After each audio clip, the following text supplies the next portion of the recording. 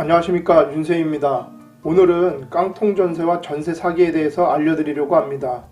깡통전세와 전세 사기에 대해서 알아보고 깡통전세와 전세 사기를 당하지 않는 예방법에 대해서도 알려드리겠습니다.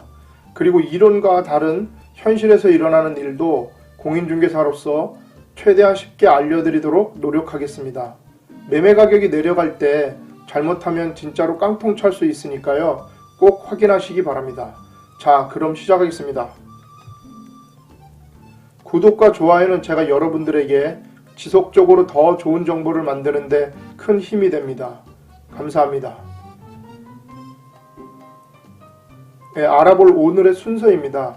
최소한의 용어를 알자. 깡통전세란 전세사기 어떻게 치나요? 깡통전세 전세사기 예방법의 순서로 하겠습니다.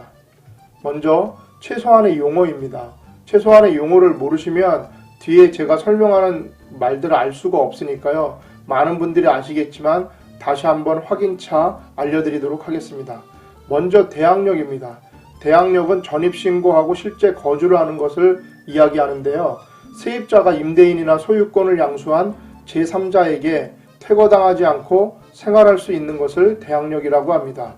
세입자가 보증금의 전액을 다 받을 때까지 거주하며 대항할 수 있는 것이죠. 그리고 확정일자가 있습니다.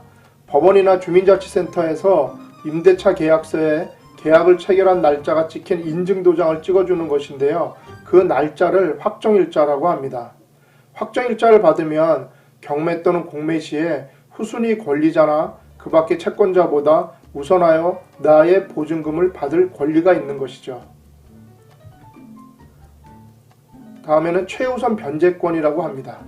의인은 일정한 요건을 갖추면 소액 보증금 한도 내에서 최우선으로 배당을 해주는 권리를 말합니다. 단 매각가의 2분의 1 한도 내인데요. 최우선 변제권의 조건입니다. 경매 개시 결정 전에 대항 요건을 갖추어야 하고요. 배당 요구 종기일까지 대항 요건 유지하고 배당 요구를 해야 합니다. 그리고 보증금이 소액 임차 범위에 들어야 합니다. 그러니까 최우선 변제권은 경매나 공매 시에 이게 좀 중요한 것이고요. 최우선 변제 금액의 예시입니다.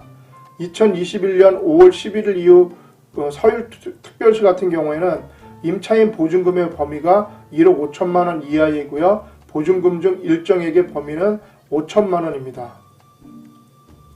최우선 변제금은 말소 기준 설정일을 기준으로 범위를 확인해야 합니다.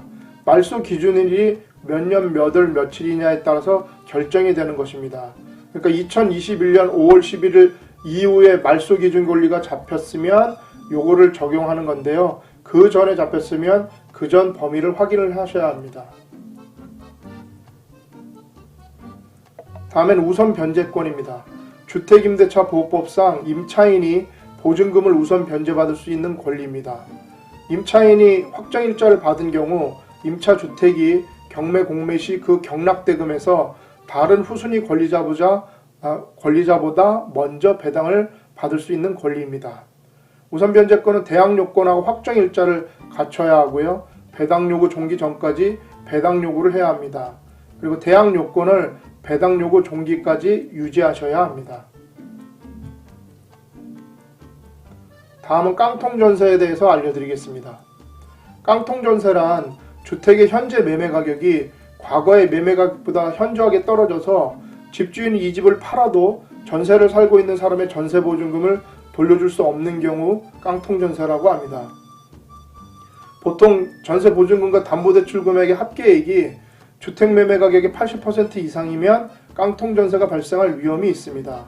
예를 들어 보면 계약할 때 매매 시세가 10억이어서 담보대출이 2억이 있었습니다. 그래서 전세보증금 5억에 들어가서 한 70% 정도니까 괜찮지 않겠나 하고 들어간 겁니다. 근데 매매가 훨씬 더 많이 떨어져서 만약에 7억 미만으로 된다면 6억이나 이렇게 되면은 깡통전세가 되어버리시는 거죠. 그러니까 담보대출이 2억 나가게 되면 6억이라고 할 때 담보대출이 2억이 나가면 내 전세보증금 5억에서 4억밖에 받을 수 없다. 이렇게 생각하시면 됩니다. 다음에는 전세 사기에 대해서 알려드리겠습니다. 전세 사기는 대항력과 근저당의 그 효력 발생 시기에 따라서 생기는 거라고 보시면 되는데요. 대항력은 전입신고를 하거나 이사를 한 다음날 0시부터 효력이 발생합니다. 근데 근저당은 당일 효력이 발생합니다. 그래서 만약에 임대인이 전입한 날에 근저당을 설정해버리면 근저당이 앞으로 가게 되는 것이죠. 예를 들어 보겠습니다. 임차인은 11월 20일 날 잔금을 치르고 전입신고하고 이사를 하게 됩니다. 이 경우에 대항력은 그 다음날 0시, 그 11월 21일 날 0시에 대항력이 발생하게 됩니다. 하지만 임대인이 나쁜 마음을 먹고 11월 20일 날 잔금을 치른 다음에 근저당을 설정했다면 임대인의 근저당은 설정 당일인 11월 20일 날 효력이 발생하게 되는 것이죠.